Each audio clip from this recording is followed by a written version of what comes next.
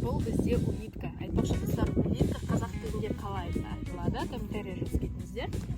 Ол қазір өзінің үйшігінде, оны шығаруға болмайды. Егер де біз оны шығаратын болсақ, ол өкінішке орай өліп қалады. Сондықтан бұндай улитканы көрсеңіздер, жай ғана қарап, ары қарай орнына қойып қойыңыздар. Мен сияқты қараңыздар қандай.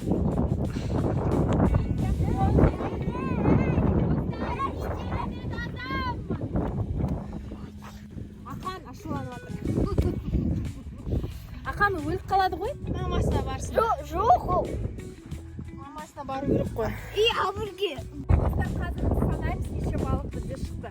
Қараңыздар достар, бізде бір балық шығыпты. Қандай тамаша.